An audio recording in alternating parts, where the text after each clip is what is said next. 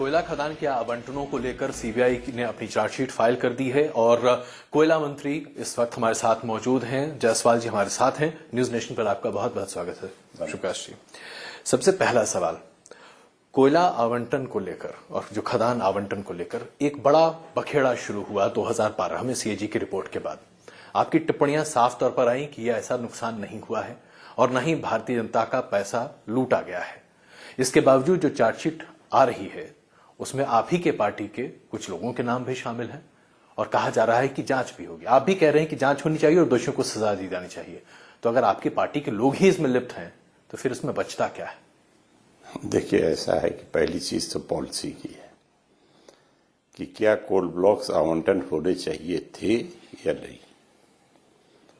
जहां तक पॉलिसी की बात है, गवर्नमेंट ने जो पॉलिसी बनाई देश की रिक्वायरमेंट को देखते हुए, देश की पावर की रिक्वायरमेंट को देखते हुए, जब तक कोयला अवेलेबल नहीं होगा तब तक हम देश की पावर रिक्वायरमेंट को पूरा नहीं कर सकते थे। और जब तक हम पावर रिक्वायरमेंट को नहीं पूरा कर सकते तब तक देश की ग्रोथ नहीं बढ़ सकती है, देश का इंडस्ट्रियलाइजेशन नहीं हो सकता है। इसीलिए 1993 से जितनी भी सरकारें रही सबने कोल ब्लॉक्स का आवंटन शुरू किया। 2004 में जब यूपीए 1 की सरकार आई उसके पहले तक जितने भी कोल ब्लॉक्स आवंटित हुए, खासतौर से एनडीए के रिजीम में लगभग 26 कोल ब्लॉक्स आवंटित हुए, कोई सिस्टम ही नहीं था, यूं ही बुला के दे दिया जाता था। हमारी सरकार 2004 में जब आई तो तत्कालीन सरकार ने, प्रधानमंत्री जी ने एक सिस्टम बनाया कि हम बगैर एडवर्टाइजमेंट के नहीं देंगे, बगैर स्क्रीनिंग कमेटी के अप्रूवल के नहीं देंगे जी, बगैर राज्य सरकारों के अप्रूवल के नहीं देंगे जी। तब से एक सिस्टम बनाया गया, उस सिस्टम से कोल ब्लॉक्स का आवंटन किया गया। तो मेरा पहला सबमिशन है जी कि एज पर पॉलिसी ये 100% सही था। इसके अलावा कोई दूसरी पॉलिसी नहीं हो सकती थी जिसमें कि हम देश की कोल रिक्वायरमेंट को पूरा कर सकते थे। अगर दूसरा मेरा सबमिशन है जी, आप कहेंगे कि साहब उसमें करप्शन हुआ, तो करप्शन नहीं, मैं उससे पहले एक सवाल पूछना चाहूंगा आपसे। अगर इस पॉलिसी में ट्रांसपेरेंसी नहीं थी और एनडीए सरकार के दौरान जो तमाम कोल ब्लॉक्स का आवंटन हुआ वो सही तरीके से नहीं हुआ, तो 2004 में जब आपकी सरकार बनी और उसके बाद से प्रधानमंत्री मनमोहन सिंह के मातहत ये कार्यालय, तो आपने हमारी बात पर गौर नहीं किया। नहीं, आपने उसके बाद पॉलिसी बनाई, लेकिन उस वक्त ये इंक्वायरी क्यों नहीं इंस्टीट्यूट की गई कि एनडीए सरकार के दौरान जो गलत काम हुए हैं, जो चीजें सही नहीं थी, उसे दुरुस्त करना चाहिए था? देखिए, ये कोई भी इंक्वायरी तब होती है जब कंप्लेंट्स आती है। उन्होंने जो पॉलिसी बनाई थी वो पॉलिसी बिल्कुल सही थी, उसी पॉलिसी को हमने फॉलो किया। केवल सिस्टम हमने चेंज किया कि हम एलोकेशन जो करेंगे वो एक सिस्टम के तहत करेंगे जिसमें कि जो लोग, जिन लोगों को एलोकेट हो वो जेन्युइन हो, जिनके अपने एंड यूज प्लांट हो, उन्हीं को हम एलोकेट करेंगे जी। तो हमने एक सिस्टम बनाया। जिस समय ये कंप्लेंट्स आनी शुरू हुई 2009 में, उस समय हमने जब इसकी इंक्वायरी करवाई तो उस इंक्वायरी में 1993 से लेकर 2009 तक जितने भी कोल ब्लॉक्स एलोकेट हुए थे सबकी इंक्वायरी। हाँ, लेकिन सीबीआई अपना काम कर रही है। लेकिन 2009 में जब ये मामला सामने आया तब तक इस पर हाई आवाज नहीं मची जब तक सीएजी की प्राइमरी रिपोर्ट सामने नहीं आई। तो इसका मतलब 3 साल तक फिर सरकार चुपचाप बैठी रही। क्या ये बात सही थी? 3 साल तक सरकार चुपचाप। 2009 में कंप्लेंट सामने आते हैं। 2009 में कोई कंप्लेंट नहीं आई। 2011-12 में सीएजी की रिपोर्ट आई है। आपको सीएजी रिपोर्ट 2012 में आई है, लेकिन उसकी जो प्राथमिक रिपोर्ट थी, जो कि एक अनवेरीफाइड रिपोर्ट थी, वो पहले आई, जिसे लेकर कोई अनवेरीफाइड रिपोर्ट नहीं थी। सीएजी की रिपोर्ट होती है। वो जब पार्लियामेंट में टेबल थोड़ा नहीं होती है। अनवेरीफाइड रिपोर्ट किसको होती है? उसकी जो कॉपी थी वो भारतीय जनता पार्टी के पास लीक 2012 में सीएजी की रिपोर्ट आई जी। इस एलोकेशन में बहुत से लोगों ने गलत स्टेटमेंट्स फाइल किए हैं जी। बहुत से लोगों ने उन स्टेटमेंट्स को गलत ढंग से वेरीफाई किया अधिकारियों ने, इसलिए सरकार का इतना नुकसान हुआ है जी। नुकसान जहां तक बात है, अगर जेन्युइन लोगों को मिला है तो एज पर पॉलिसी नुकसान की कोई गुंजाइश ही नहीं है। नुकसान तो हुआ ही नहीं है, क्योंकि अगर आपको कोल ब्लॉक दिया जाएगा तो आप क्या वहां कोई धर्मादा बांटने तो बैठे नहीं है। नहीं, लेकिन आप अगर कोल इंडिया सुनिए, आपने लोगों पूरी के बात सुनिए। आपने लाइसेंसेस भी कैंसिल किए लोगों पहले पूरी बात सुनिए। जी कोल इंडिया अगर माइनिंग करती है जी तो वो भी 15% 20% प्रॉफिट कमाती है। किसी को आप कोल ब्लॉक्स एलोकेट करेंगे और ये उम्मीद करें कि आप प्रॉफिट ना हो आपको, आप यूं ही कोल माइनिंग कर लीजिए और देश की सेवा कीजिए, ऐसा संभव नहीं होता है। केवल कहां पर, जिसको आप कहना चाहिए कि कहां पर असावधानी हुई, जी असावधानी यहां पर हुई कि जिन लोगों ने कोल ब्लॉक्स का एलोकेशन कराया उन लोगों ने गलत ढंग से अपने स्टेटमेंट्स दिए जी और उन स्टेटमेंट्स को जिन अधिकारियों ने वेरीफाई किया उन्होंने गलत ढंग से वेरीफाई किया। जी ये असावधानियां जो हुई हैं उसी की जांच हो रही है और एक एक करके सारी चीजें खुलती चली जा रही हैं। उनके सारे कोल ब्लॉक्स डीएलोकेट हो रहे हैं। 26 कोल ब्लॉक्स तो हमने अपने रिजीम में डीएलोकेट कर दिए थे जब जांच नहीं शुरू हुई थी। जी नहीं, आप जो कहना चाह रहे हैं जी वही बात मैं आपके सामने रख वही रहा हूं। बात मैं कह रहा हूं। मैं इस बात की तारीफ करता हूं कि आप कम से कम ये मान रहे हैं कि गलतियां हुई। आमतौर पर लोग गलतियां नहीं मानते हैं, हम इस बात की तारीफ करते हैं। पूरी बात सुनिए हमारी। जी 2009 से जब से यूपीए 2 की सरकार आई, कोल मिनिस्ट्री हमारे पास आई, हमने खुद ही कमेटी बना दी। कमेटी ने डीएलोकेट करने शुरू किए, सारा रिव्यू किया। रिव्यू करने के बाद 26 कोल ब्लॉक्स बगैर सीएजी की रिपोर्ट आए डीएलोकेट किए गए। जी लगभग 25 या 30 मुझे याद नहीं है, उनको नोटिस जारी की गई, उनकी बैंक गारंटी जब्त की गई। जी हाँ, वही मैं कहना चाह रहा हूं। लोगों की बैंक गारंटी मांगी जी कार्रवाई तो पहले ही शुरू हो गई और जब पूरी रिपोर्ट आ गई तब उस कार्रवाई के लिए सीबीआई को भी भेज दिया गया। शिवप्रकाश जी, यहीं पर सवाल उठता है। क्या सवाल उठता है? जो तमाम चीजें, त्रुटियों की बात आप कर रहे हैं, त्रुटियां सामने आई, उसकी जांच आप लोग करा रहे हैं, इस पर कहीं किसी को कोई विरोधाभास दिखता नहीं है, लेकिन सवाल यहां पर नैतिकता का खड़ा होता है। आपने उन लोगों को कोल ब्लॉक आवंटित कर दिया जिन्होंने गलत दस्तावेज या गलत जानकारी के आधार पर उन्हें आवंटित कराया। आप हमें ये बताइए, आपने उन्हें कैंसिल भी किया। यही प्रक्रिया अगर 2012 के पहले जो आपने शुरू की थी और पहले शुरू होती तो क्या बेहतर नहीं होता? क्या आपको नहीं लगता है कि ये ज्यादा? आप हमें ये बताइए कि सन 48 में संविधान बना, आज तक सैकड़ों संशोधन क्यों होते रहे? आप ये क्वेश्चन क्यों नहीं उठाते हैं कि 1948 में ही ऐसा संविधान बन जाना चाहिए था कि कभी 100-200 साल तक संशोधन की जरूरत ही ना पड़े? देखिए, बहुत आसान है क्वेश्चन करना, बहुत आसान है क्वेश्चन मार्क लगाना। सैकड़ों संशोधन कॉन्स्टिट्यूशन में हो गए, क्यों हुए? परिस्थिति जन्य।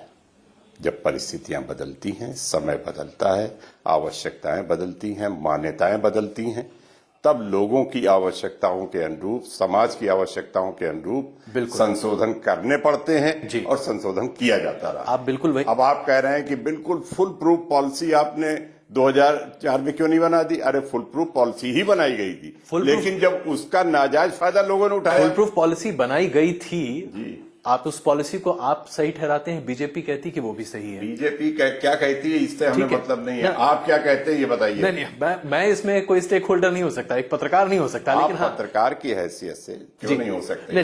लेकिन इसमें पत्रकार की हैसियत से आपको पूरा राइट है जी कि आप पूरी बात पूछें। बीजेपी क्या पूछ रही है इससे क्या मतलब है? उनको तो रातों दिन सपने आते हैं इस्तीफा दो इस्तीफा दो। बीजेपी की बातों को हम क्या जवाब दे सकते? नहीं, वो तो इस्तीफे की बात तो हम बात पर आएंगे। इस्तीफे की राजनीति जो बीजेपी और आप लोगों के बीच में चलती रहती है वो तो अलग चीज है, लेकिन यहाँ पर जो मुद्दा आप क्वेश्चन कर सकते हैं कि 2004 में जब आपकी 2009 में सरकार आई जी, और जब आपने कोई एक्शन लिया जी, जिस तरीके की कंप्लेंट्स आई उसमें एक्शन नहीं लिया तो 26 कोल ब्लॉक्स डीएलोकेट कैसे? बिल्कुल यही सवाल है शिवप्रकाश जी कि आपको करीबन 3-3.5 साल लग गए इस पूरे मामले की पड़ताल करते करते। चलिए, ये भी माना गया कि बिल्कुल सही है। 3-3.5 साल लग गए पूरे मामले की पड़ताल। 2009 में आपने इस मंत्रालय का कार्यभार संभाला जी, और उसके बाद इसके जो कंप्लेंट्स आई 2012 में सीएजी की रिपोर्ट आ गई। सीएजी की रिपोर्ट के पहले ये बातें लगातार आम थी, क्योंकि आप कोल ब्लॉक को एक एसेट के तौर पर खरीद रहे थे। जो तमाम लोग थे वो इन्वेस्टमेंट के तौर पर उसे खरीद रहे थे और उस पर कोई इस्तेमाल नहीं हो रहा था, उस पर कोई खनन नहीं हो रहा था, जिसके लाइसेंसेस आपने कैंसिल किए जी, जो कि कार्रवाई करनी चाहिए थी। तो क्या इसकी निगरानी पहले नहीं हो सकती थी? इसके पहले कब होती? जब 2009 में सरकार आई, उसके बाद जब कमेटी बनी, कमेटी ने 1 साल तक सारे मामले को रिव्यू किया, मौके पर जाकर मुआयना किया। आप क्या समझते हैं कि गवर्नमेंट ऑफ इंडिया हमारे आपकी घर की होती है कि आज मैंने कह दिया कि इस नौकर के खिलाफ जरा इंक्वायरी करो, कल हमारे पास रिपोर्ट आ जाए? संभव है? कहीं संभव नहीं है। हर इंक्वायरी 2 साल 3 साल लगता है, तब कहीं जाके पूरी इंक्वायरी कंप्लीट होती है, उसके बाद ही एक्शन लेने की स्थिति में आप आ सकते हैं। अगर आप समय से पहले एक्शन लेते हैं तो उसका कोई नतीजा नहीं निकलता है, बगैर इंक्वायरी एक्शन लेते हैं तो उसका कोई नतीजा नहीं निकलता है। आप बतला दीजिए कि आज तक जितनी इंक्वायरीज हुई है, कौन सी इंक्वायरी 2 साल 3 साल के पहले कंप्लीट हो गई? वही तो आप ये चाहते हैं कि जैसे आपके हमारे घर में कोई नौकर गलती कर रहा हो, हम उसकी इंक्वायरी करा के दूसरे दिन सस्पेंड कर दें? लोग तो यही उम्मीद नहीं संभव। लोग कैसे उम्मीद करते हैं? लोग यही उम्मीद करते हैं। लोगों को भी इस तरीके की बातें बरगलाई जाती हैं, समझाई जाती तो आपको लगता है कि हैं, लोगों को भ्रम में डाला जाता है। ये विपक्षी पार्टियों का काम है? निश्चित रूप से विपक्षी पार्टियों का काम है, उनका तो शुरू से ही डे वन से यही काम है जी कि सरकार ने गलत किया। वो ये नहीं बताते हैं कि 26 ब्लॉक आपने कैसे दिए, कौन से सिस्टम से आपने दिए, यूं ही बुला के दे दिया आपने। इसका जवाब उनके पास कोई नहीं है और ये कहते हैं कि इस सरकार ने गलत किया। जिसने सिस्टम बना के किया, जिसने बाकायदे एडवर्टाइज करके दिया, जिसने बाकायदे स्क्रीनिंग कमेटी बना के दिया, उसके ऊपर आरोप लगा। चाहे प्रधानमंत्री की बात करें, क्योंकि उनके मातहत ये कार्यालय एक लंबे अरसे तक रहा और आपके बाद तो जाहिर सी बात है उसमें तमाम सफाई की बातें सामने आती दिखाई दी, लेकिन भारतीय जनता पार्टी लगातार प्रधानमंत्री मनमोहन सिंह की इस्तीफे की बात करती रही। आपको लगता है कि राजनीति में एक सिद्धांत है जी कि आग मीच के इस्तीफा मांगते रहो, आग मीच के आरोप लगाते रहो, आग मीच के बदनाम करते रहो। उस रास्ते पर हमेशा से भारतीय जनता पार्टी चली आ रही है और चली आ रही है, आज भी वही कर रही है। हमको बताते हैं कि लूटा जी, और सच बात यह है कि ये खानदानी लुटेरे हैं। इनका खानदान लूटने का ही काम करता रहा। 6 साल तक इन्होंने सत्ता में रहे, 6 साल तक ये लूटते रहे भारत सरकार, भारत की संपत्ति को। फिर चाहते हैं किसी तरीके से फिर मौका मिल जाए, फिर हम लूटना शुरू कर दें। तो मैं तो इनको खानदानी लुटेरों की संज्ञा देता हूं। इनके पास एक ही पेशा है जी कि अगर किसी आदमी की छवि अच्छी है, अगर कोई व्यक्ति ईमानदार है, तो उसके चरित्र पर कीचड़ उछालो और उसका इस्तीफा मांगो, जिससे ये पार्टी कमजोर हो और उनके लिए स्पेस बने। अच्छा, अब ये बताइए, अगर यही स्थिति थी तो कोल के मामले पर सुप्रीम कोर्ट में जो याचिका थी जिसमें सीबीआई की इंक्वायरी रिपोर्ट के बारे में आपके एक मंत्री को इस्तीफा देना पड़ा, क्या जरूरत थी सरकार को या कानून मंत्री को? हमारी बात का जवाब दे दीजिए जी। अगर उस मंत्री को कुछ गलत करना था तो बाकायदे अपॉइंटमेंट दे के पूरी टीम को बुला के तो ना वो मीटिंग करता। अगर किसी की नीयत खराब हो तो रात के अंधेरे में मीटिंग होती है, जिसकी नीयत खराब नहीं होती है वही दिन के उजाले में मीटिंग करता है। बाकायदे अपॉइंटमेंट देकर बुलाया था। मीटिंग की बात ये मीटिंग की बात तो सुप्रीम कोर्ट की टिप्पणी और उसके बाद पेशी के बाद सामने आई। अगर इतनी ही ईमानदारी थी तो सुप्रीम कोर्ट में पहले ही कह दिया जाता। ये मीटिंग हुई है 24 घंटे के अंदर पूरी मीडिया में ये आने लगा। आप कह रहे हैं सुप्रीम कोर्ट के बाद हुई है, आपको यही नहीं पता है कि कब आई है ये बात? प्रकाश जी, मीडिया में आने की बात अलग है, सरकार ने इसको कोर्ट में माना। सरकार को आखिरकार ये बात मानना पड़ा कि हाँ हमने बुलाया। बिल्कुल, तो यही बात मैं कह रहा हूँ। नहीं, शिवप्रकाश जी, सुप्रीम कोर्ट ने पहले पूछा क्या ये रिपोर्ट किसी को दिखाई गई है? सरकार की तरफ से कहा गया नहीं, और उसके सरकार की तरफ से नहीं, आप सही बोलिए, सीबीआई की तरफ से कहा गया। चलिए, तो सीबीआई ने क्या कहा ये सीबीआई जाने, इसकी जिम्मेदारी सरकार की नहीं है। आज सीबीआई इंक्वायरी कर रही है, सीबीआई जाने, ये जिम्मेदारी। हमने ये थोड़ा नहीं कहा कि आप जाके किसी पार्टी को। ऑन रिकॉर्ड सीबीआई के प्रमुख कहते हैं कि सरकार के मातहत वो हैं और जाहिर सी बात है सरकार की बात सुनना उनकी जिम्मेदारी है। तो ऐसे में आदमी जब अपना पक्ष रख रहा है, वो किसके मातहत है? जी, मातहत तो सरकार के ही है। बिल्कुल, लेकिन सरकार को अगर कोई चोरी छुपे काम करना होता, कोई गलत काम करना होता तो दिन में पूरी टीम को बुला के बाकायदे अपॉइंटमेंट दे के ये काम होता। तो अगर श्री प्रकाश जी ऐसी बात नहीं थी तो क्यों अश्विनी कुमार को इस्तीफा देना? क्यों नहीं? देखिए, इस्तीफा देना तो क्यों देना पड़ा? सुन लीजिए, आपको ऐसा नहीं करना चाहिए था जिससे कोई संदेश भी गलत जाए। जिस चीज को मीडिया ने दिखलाया कि आपने सीबीआई के अधिकारियों को बुला के उनसे वार्ता की, ये संदेश गलत जाता है। क्या जरूरत थी आपको बुलाने की? क्यों आपने बुला लिया? बुलाने का अधिकार आपको है, पूछने का अधिकार आपको है, क्योंकि आप कानून मंत्री हैं और सीबीआई को जो भी राय लेनी होगी आपसे